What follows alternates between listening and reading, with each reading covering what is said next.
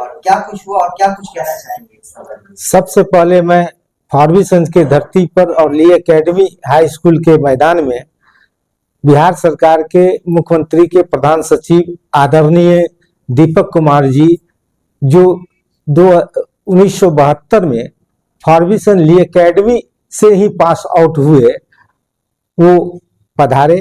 फारबिसगंज वासियों को उनके आगमन पर खुशी हुई और तब और खुशी दुगना हो गया जब हमने उनको कहा कि दीपक बाबू, फारबिसगंज में फुटबॉल एक समय में नामी और गिरामी खेल हुआ करता था और खेल के ही माध्यम से जो एक से एक लोग यहाँ सरकारी सेवा के पद को सुशोभित कर रहे हैं और सबसे बड़े खिलाड़ी के रूप में फारबिसगंज में आदरणीय दिनेश्वर मिश्रा जी बैक कीपर से खेलते थे, जो अभी प्रेस कॉन्फ्रेंस में हमारे बीच बैठे हुए हैं। खेल के माध्यम से आदरणीय सपन दास जी जो बैंकिंग सेवा में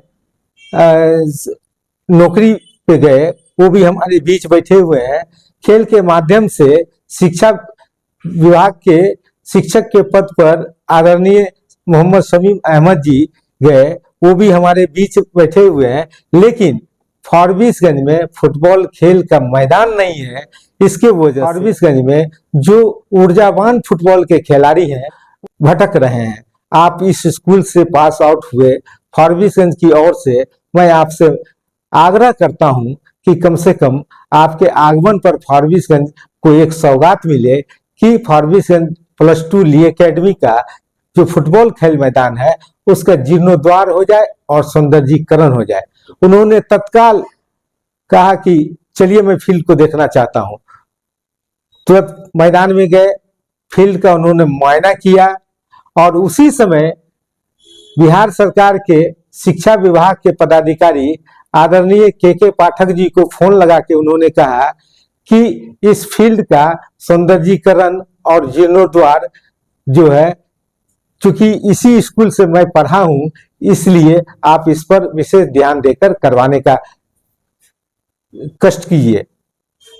इस बात को जब खिलाड़ियों के बीच गया कि आदरणीय दीपक बाबू ने कहा ऐसा बात, तो फुटबॉल खिलाड़ियों के साथ साथ फारबिसगंज के आम लोगों में काफी हर्ष व्याप्त हो गया और इसी खुशी के तहत आज आदरणीय दिनेश्वर मिश्रा जी, सपन दास जी, मोहम्मद शमीम अहमद जी जो पुराने फुटबॉल के खिलाड़ी हैं, उन्होंने इस प्रेस कॉन्फ्रेंस के माध्यम से आदरणीय दीपक कुमार जी को बधाई और कोटि कोटि बधाई हम लोग दे रहे हैं कि दीपक बाबू, आपने फारबिसगंज फुटबॉल प्रेमियों के साथ साथ खिलाड़ियों का फील्ड जो था उसके जीर्णोद्वार कराने का जो आपने आदेश दिया है, इसके लिए आप कोटि कोटि बधाई के पात्र हैं। पुराने खिलाड़ी रह चुके हैं और अभी वर्तमान में जो है बिहार सरकार के प्रधान सचिव आए हुए थे, जिन्होंने अपर मुख्य सचिव को आदेश दिया है कि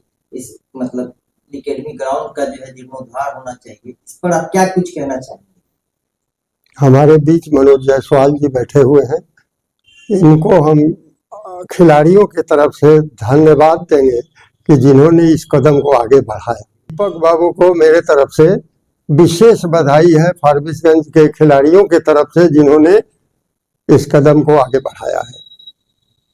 क्या कुछ कहना चाहेंगे?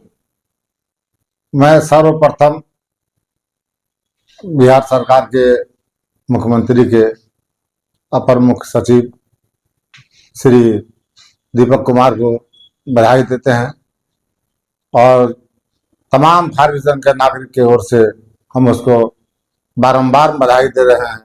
वो चूँकि हमारे बीच आए, फारबिसगंज में ली एकेडमी हाई स्कूल के मैदान में वो गए, चूँकि उनको पुराना दिन याद हुआ कि हमने 10 क्लास में जाके ली एकेडमी में पढ़े थे और उसको देख करके काफ़ी गौरवान्वित महसूस हुआ कि ये फारबिसगंज का सरजमीन पर इतना बड़ा फारबिसगंज का सरजमीन है और यहाँ एक खेल का मैदान नहीं है।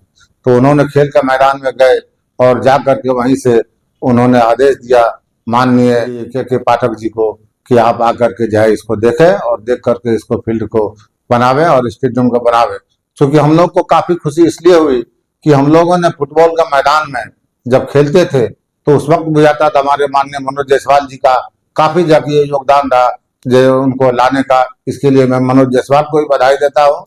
माननीय दिनेश्वर बाबा जी हैं, हमारे पुराने खिलाड़ी हैं, पहले खेले थे, उसके बाद सपन दाई पुराने खिलाड़ी। मैंने 17 साल तक फार्गुसन टाउन क्लब का कप्तान रहा। मैं फुटबॉल से जाके काफी लगाव रखा और अंत तक जाके फार्गुसन टाउन क्लब को निभाया। मैं चाहूंगा कि हमारे बीच जो नौजुवक है पूरे फार्गुसन का, इस परंपरा को आगे बढ़ावे, खेल को आगे बढ़ावे, खेल के मैदान से जाके आगे बढ़े, ताकि खेल के मैदान से नौकरी भी मिलती है। हमारे सपंदा बैंक में गए खेल के मैदान से, बाटुल्ला साबिर साहब फलाना फलाना कई दिगर जो हम लोग भी खेले, हम लोग का भी बहाली हुई। इसलिए मैं सभी को बधाई देता और हमारे नौजुवक को खास करके हम आशा और उम्मीद करते हैं कि वो आवे खेले, हम लोग को उसका मदद करेंगे और खेल को आगे बढ़ाएंगे। और हम माननीय के पाठक जी से गुजारिश करते हैं कि वो अविलंब आकर के या कि इस एकेडमी को देखे और स्टेडियम को बनावे। जितनी लोकप्रियता अभी हमारे देश में क्रिकेट को मिल रही है, बाकी अन्य खेलों की इतनी लोकप्रियता नहीं है। तो बाकी जो खेल है, जैसे आप लोग फुटबॉल के पूर्व खिलाड़ी रह चुके हैं, तो फुटबॉल या बाकी अन्य खेल धीरे धीरे क्यों पिछड़ता चला गया? इसके पीछे क्या कारण? इसके पीछे कारण है जो आज के खिलाड़ी है, जो बच्चे हैं, वो जो आपको इलेक्ट्रॉनिक मीडिया है, जो आपको ज्यादा हॉबी इसमें क्रिकेट में, इसलिए बच्चे उधर दौड़ते हैं। और रहा हम वर्तमान फॉरबिसगंज की बात कर रहे हैं, फॉरबिसगंज में खेलने के मैदान नहीं रहने के कारण हमारे बच्चे आगे नहीं बढ़ रहे हैं। मैं उसी स्कूल से पढ़ा लिखा और खेला कूदा। मैं ऑल इंडिया को फुटबॉल में ऑल इंडिया को रिप्रेजेंट कर चुका हूं। मैं उसी के आधार पर मुझे बैंक पे स्पोर्ट्स कोटा में मेरी बैंक की नौकरी मिली और आज मैं रिटायर हूं। मैं चाहता हूं कि बच्चे फुटबॉल खेले ताकि हम लोग उसको खेल के प्रशिक्षण दे सके।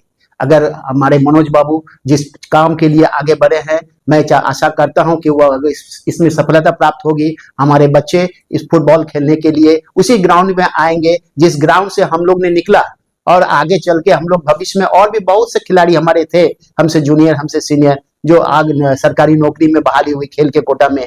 मैं भी जिंदगी कटा दिया फुटबॉल खेलने में। तो इसे मैं चाहूंगा, मनोज बाबू से आग्रह करूंगा कि मनोज बाबू आप इस फील्ड के लिए जहां तक हो सके, आप संभव हो तो जल्द से जल्द इसमें कार्य में हाथ बटावें। धन्यवाद। फुटबॉल की तरफ जो खिलाड़ी है उनका झुकाव कैसे करेंगे आप लोग? अगर हम अधिकतर और हर लड़के क्रिकेट के पीछे जा रहे हैं, एकदम जा रहे हैं, तो इसके लिए हम लोग प्रयासरत है।